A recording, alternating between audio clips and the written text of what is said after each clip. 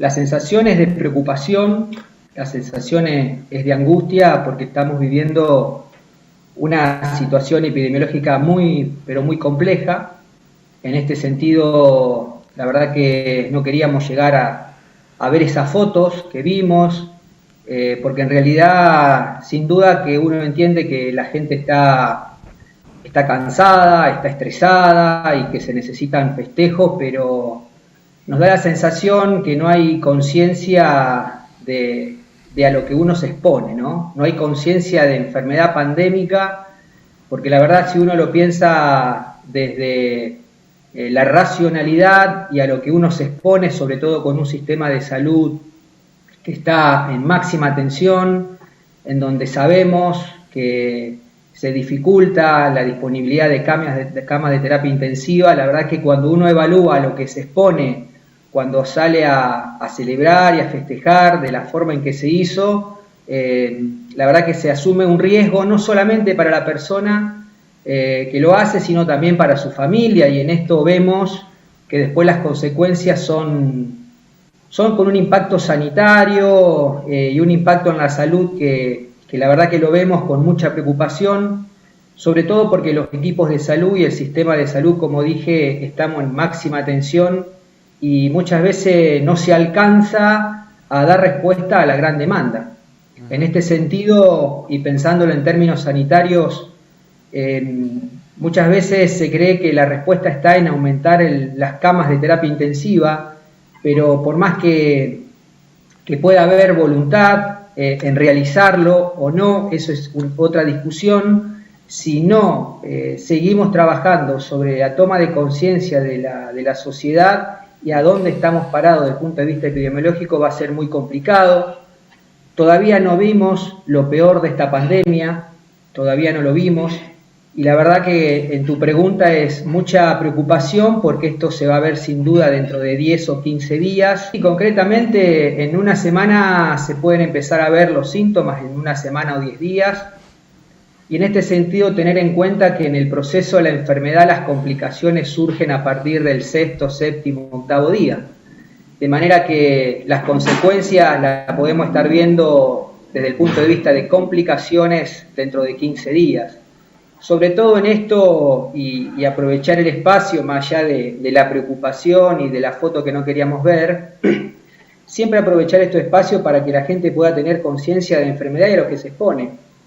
No es lo mismo enfermarnos con un sistema de salud que tenga capacidad de respuesta a padecer una enfermedad y que no haya un sistema de salud que pueda acompañarme en el proceso de enfermedad, sobre todo cuando la situación se complica y se requieren camas e internación. La verdad que nosotros estamos viendo en Santo Tomé, y esto es de público conocimiento, las cifras que son alarmantes. Nosotros en el equipo de salud tenemos alrededor de ya más de 200 pacientes en espera. Estamos implementando distintas estrategias, vos lo mencionabas cuando me presentaste, estamos comenzando a hacer reuniones de Zoom o reuniones de Meet por la gran cantidad de personas que están enfermas y que se necesita también un asesoramiento y una guía para poder reconocer bien cuáles son los síntomas de alarma y saber en qué momento consultar. La verdad que la situación es preocupante. Uno, y por mi experiencia, también uno sabe que esto hay que preverlo, seguramente se ha trabajado y hubo fallas, pero en esto, en los comités de crisis interjurisdiccional, es clave la necesidad de planificar, la necesidad de prevenir, la necesidad de comunicar, pero también de prevenir en territorio. Digo. Te quiero consultar esto porque estamos dando todos los días los datos crudos de esta realidad, incluso con la cantidad de fallecimientos que hay. Ayer Santo Tomé informó 7 fallecimientos en un solo día.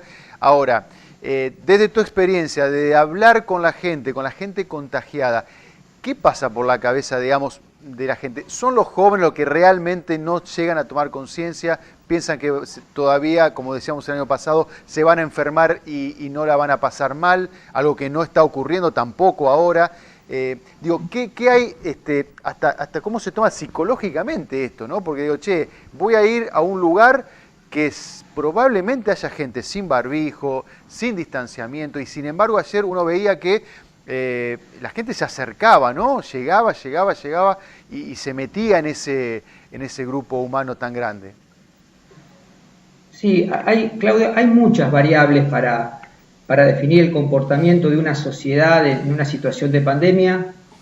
Creo que buscar un único responsable sería un error, no solamente por lo de anoche, sino también por lo que ocurre en los espacios públicos. Lo que ocurre en los espacios públicos, yo tuve la posibilidad de poder recorrerlo y la verdad que ver como gente muy relajada, y uno se da cuenta que no son del mismo grupo familiar, están compartiendo, si bien al aire libre, espacios de mucha cercanía, y la verdad que están expuestos. Digo, uno da la sensación que hay un mundo que ocurre dentro de los hospitales y dentro de la terapia, y otra cosa lo que ocurre afuera.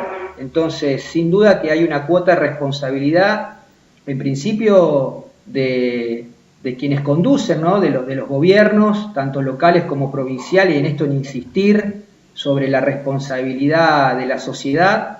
Hay una responsabilidad del Estado, lógicamente, hay una responsabilidad de la sociedad, hay una responsabilidad desde lo individual. También es cierto que, como dije al principio, hay un cansancio, hay un estrés, que es muy difícil hacer una burbuja hermética, es muy complicado, y eso nos pasa a todos. Esto es difícil. Sí, tratar de reducir los márgenes de error, porque un error en este contexto puede salir muy caro.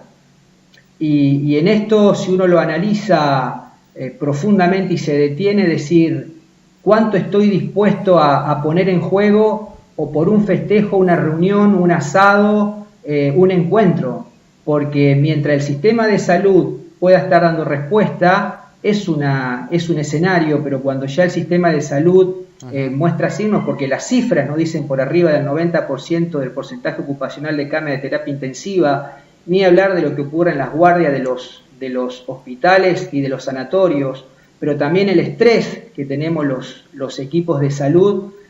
La verdad que si uno lo piensa, realmente redobla los esfuerzos para hacerlo con responsabilidad. En esto, siempre lo digo en todos los espacios, tenemos una responsabilidad el Estado, los funcionarios, los profesionales, más allá del trabajo de cada uno, seguir trabajando en la concientización.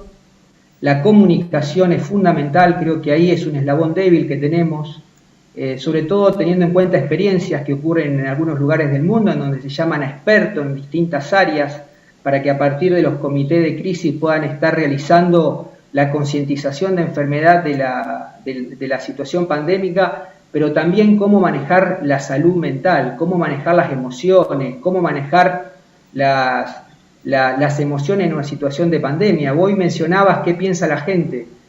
La gente, cuando le toca de cerca la enfermedad, hay mucho temor, hay incertidumbres, hay miedos, y la verdad que muchas veces no saben cómo actuar.